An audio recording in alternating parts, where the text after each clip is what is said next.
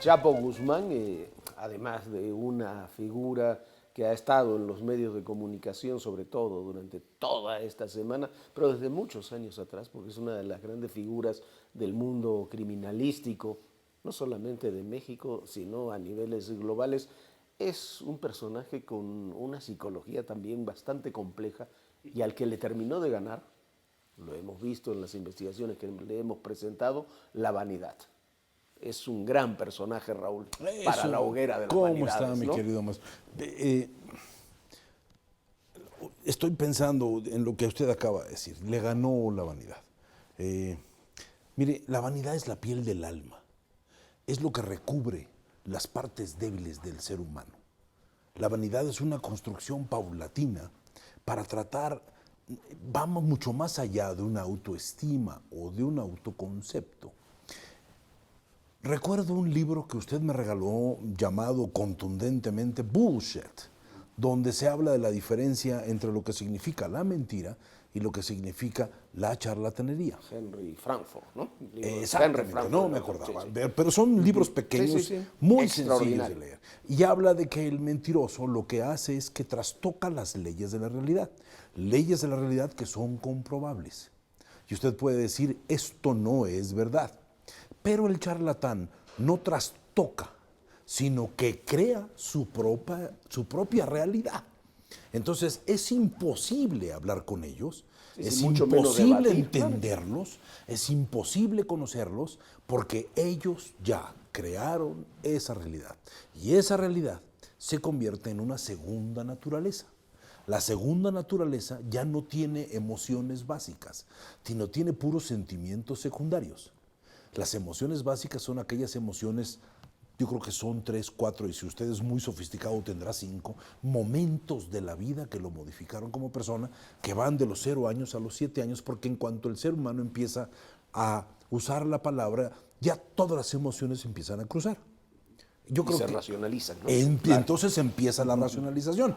Y la racionalización se va a convertir en verbalización, y la verbalización te va a crear la realidad que tú puedas de alguna manera consistentemente asegurar que eres. Y eso se puede llamar charlatanería. Y no en cuanto a que no sepas el valor de la gente que tengas enfrente. No, sino que uno dice, eso no es cierto, eso es su realidad. Claro, ¿sí? y la única forma de poder interrelacionarte ahí es entrar a esa realidad, que es la realidad personal. De estos personajes. Y encararlo. Y es un poco lo que ha ocurrido ahora con el Chapo Guzmán. Imagina, es difícil de imaginar. El hombre más buscado del mundo, el delincuente más buscado del mundo. Con una fortuna encima. Pero perseguido en forma feroz porque se fugó. ¿Qué tiene que estar haciendo? Queriendo hacer una película con su vida, cotejando a una actriz como Kate del Castillo, buscando una entrevista que lo vayan a visitar Sean Penn y Kate del Castillo. Es un hecho de absoluta vanidad, mandándole flores a Kate del Castillo. ¿No se da cuenta que eso se puede seguir? Cualquier organismo de inteligencia lo descubre en 30 segundos. Es que ahí está. Mire. Lo que el público, la audiencia debe entender que una cosa es la ficción y otra cosa es la existencia. Vito Corleone era Marlon Brando. Vito Corleone era una gran personalidad porque era un hombre como Brando dándole vida, con textos escritos por Francis Ford Coppola y por Mario Puzo. O sea, dirigidos a embellecer la realidad. Estaba Michael Corleone, que es Al Pacino luchando por llegar a ser lo que fue. Estaba James Caan, estaba este gran actor haciéndola de Fredo, que sí creo que son actoras, pero todos esos estaban enmarcados en una ley del melodrama.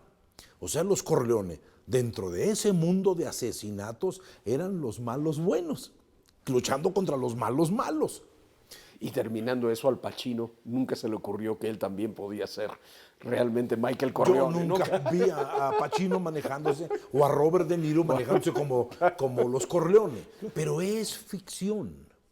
O sea, ese mundo, la ficción tiene como función natural embellecer la existencia, convertir un acto mediocre en un acto tan bello que sea digno de ser visto.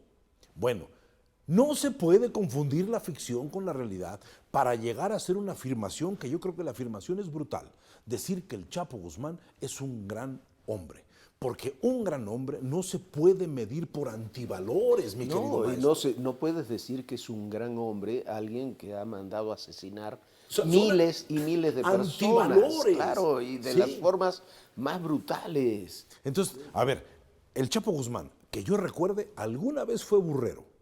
No, Porque claro, comenzó. como burrero, Claro. así como, es que así se le llamaba en Sinaloa, Sí, no sé si se le llame Comenzó en otros lados. robando autopartes. Fíjese nada más. Mire, Ese es producto de su una... inicio delincuencial es robar autopartes. Badiraguato, cuando él nació, eran 2,000 habitantes. Era Badiraguato, ¿sí? Al ladito de Culiacán, que no sé, a lo mejor yo creo que es una colonia, ¿sí? Badiraguato era miserable. Sigue siendo un lugar muy peculiar. Muchas personas que en 1960 eran gente que tenía que sufrir para poder comer, ahora son personas que se dedican a negocios que tienen que ver con el narcotráfico, que agarraron un gran poder. Claro. Entonces, el Chapo Guzmán no pudo haber llegado a ser lo que era a través de un currículum académico, con un Chapo proceso... Guzmán tiene tercero de primaria. Pues mire, con que sepa leer y escribir, un ser humano se puede comunicar.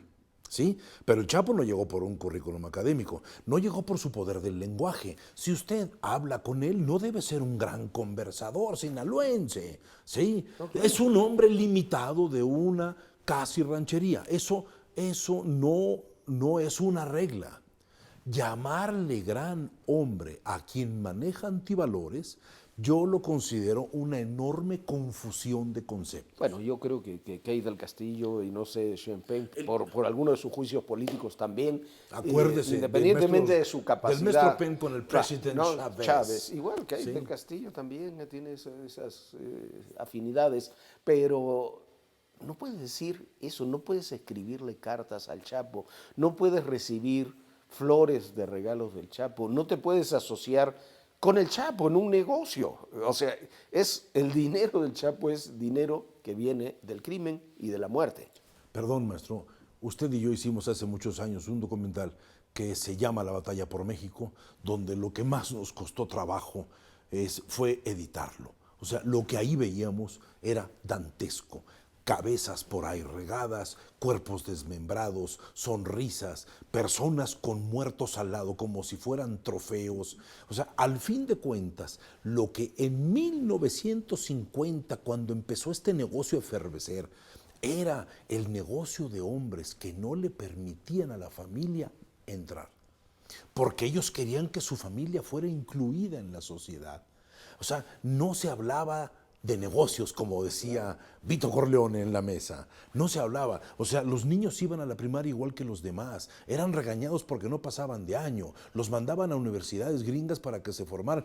Estos señores no metían a los hijos y ahora pues, toda la descendencia de estos señores son parte de ese núcleo. Esa generación de alguna forma termina con la muerte de Amado Carrillo, ¿no? Ahí es el último varón. Y queda el Azul Esparragosa, si está vivo, que sí hay constancia. ¿Usted cree que ese señor esté vivo o ya es un mito más? Yo creo que está vivo, pero bueno, su familia dice que se murió en una operación. Pero, entonces está vivo.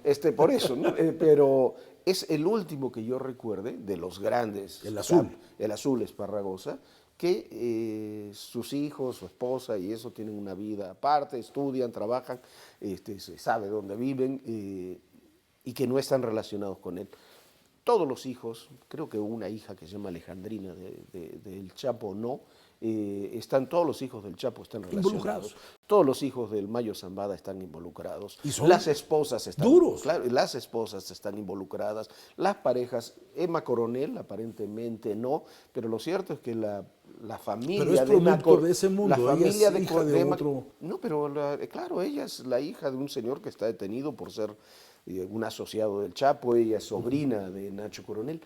Ahí son las familias las que se han integrado completamente al negocio criminal. Mire, y que pagan también las consecuencias, ¿no? Mire, maestro, si usted pone una tiendita que en vez de vender chiclitos venda algunos sobrecitos de droga, vamos a llamarle narcomenudeo, como se le llama científicamente ahora, y pone usted a su abuelita a cuidar la tienda, está usted convirtiendo a su abuelita en delincuente. Y además... O sea, ya todo el mundo es delincuente. Claro, y lo hacen los narcotraficantes, lo hacen los secuestradores, que ponen a su esposa, a sus hijos, a veces niños, a cuidar a los secuestrados. Entonces, es parte del deterioro social que creo que vivimos. Y parte del deterioro social es que personajes públicos, como Kay del Castillo, acepte ser parte de eso. Y que admire a un hombre que mandó matar. Es lo mismo que si tú me dijeras, yo admiro a Hitler, qué gran hombre, ¿no? Hombre, claro. Pero mire, el cambio de psicología, ¿dónde empezó el cambio de psicología? Eso es lo que me llama la atención. Antes eran los negocios de los varones, o sea, los hombres, y hacía que su familia tuviera las mismas sensaciones de limitación como si fueran seres humanos, como decían ellos, normalitos. O sea, tenían que agarrar un camión, tenían que ir, los cuidaban, sí, pero llevaban ese concepto. Era tratar la palabra inclusión como un fenómeno absoluto. Cuando van muriendo estas personas y empiezan a ser relevados por personas con muchos menos alcances intelectuales que aquellos que diseñaron el negocio. Porque lo que lo están relevando, el Chapo es un ejemplo, eran los sicarios. Era la servidumbre. Claro, eran los sicarios, eran los asesinos a sueldo, los guardaespaldas, los custodias, que se van quedando paulatinamente. Cuanto más violento se hace el negocio, más se van quedando ellos con el negocio. Y el Chapo Guzmán llega a ser lo que es a través de 3 palabras básicas. Implacable, cruel y sangriento. O sea, uno no puede dejar de hablar. Ese fue el sistema que él escogió. Ese fue el sistema que decidieron llevar a cabo entre ellos. Son seres humanos que saben que duran poco. Pero además, cuando el Chapo Guzmán dice en esta entrevista con Rolling Stone, le dice a Sean Penn, que demuestra que no han estudiado estos personajes nada, Kay del Castillo, Sean Penn, los que están en torno a ellos, nada del Chapo, cuando dice, no, yo no soy un hombre violento. ¡Caramba! ¿Cómo surgió el Chapo Guzmán? Chapo Guzmán, él y el Güero Palma, que eran sus socios allá a fines de los 80, principios de los 90, se destacaron precisamente por la violencia en un cártel que todavía no era tan violento, que era ahí toda la gente de lo que se llamaba antes el cártel de Amado Carrillo, ¿no?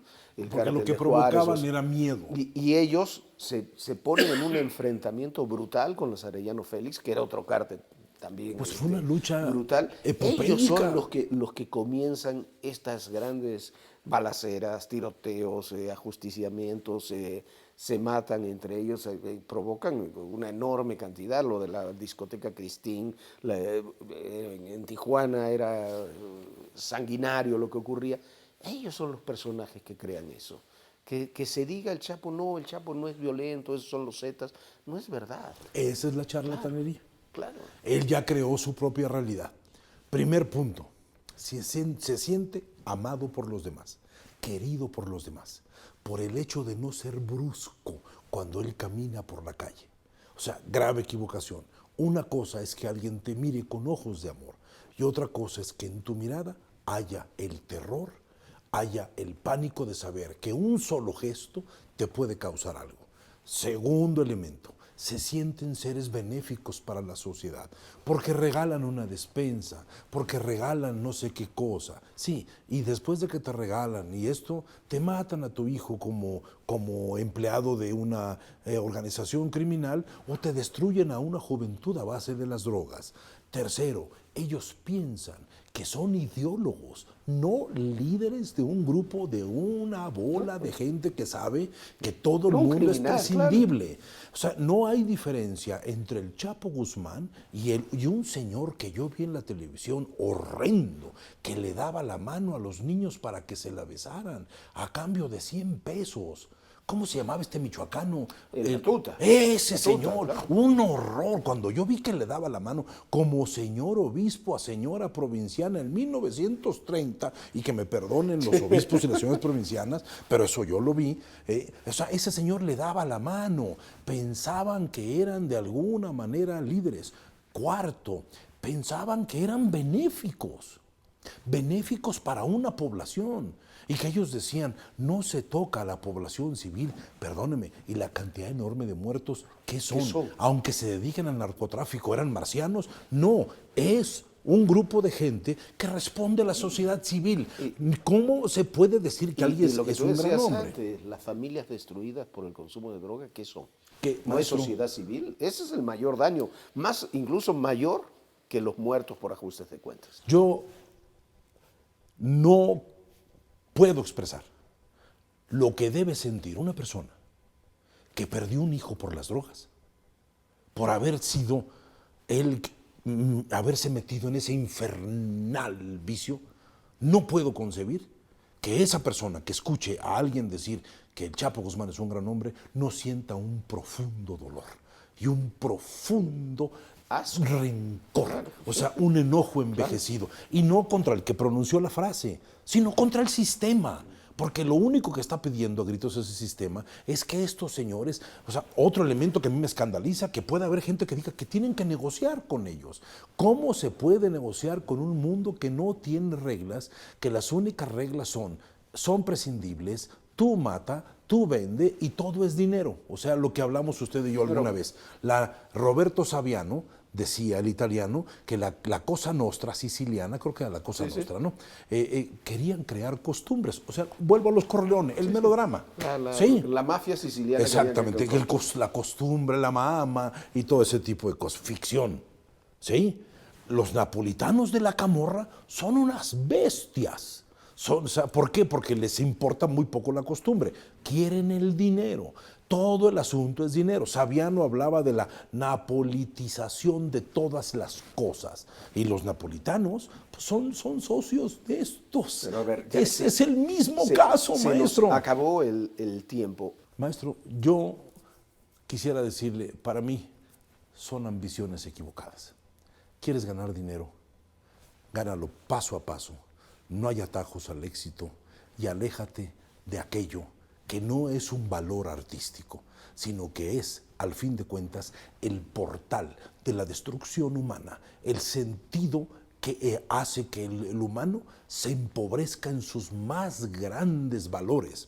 O sea, el arte es la corrección de la naturaleza, es hacer que lo defectuoso se vuelva bello, no es la exposición de un hombre que sabía que tenía que dar un legado y decirles a todos que era bueno, cuando eso es la charlatanería de alguien que no se da cuenta de que eso ya no es cierto, porque es su segunda naturaleza. Está usted hablando con alguien que no tiene noción de la realidad. Y cuando te quedas, como es el caso de Kate, en el personaje de la Reina del Sur, ya no tienes nada que hacer. Cuando confundes, crees que ese personaje sigue existiendo, sigue siendo tú en la realidad, no tienes nada que hacer. Mire, yo creo que lo que es un equívoco entre ficción y realidad, ¿sí? Desafortunadamente, a mí lo único que me apura es que alguien pueda pensar que eso que se ve en una pantalla es verdad. No, no es cierto, es ficción.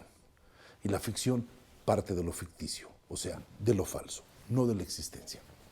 Raúl, muchísimas gracias. No, gracias a usted. Gracias a todos ustedes. Salud. Salud y feliz año.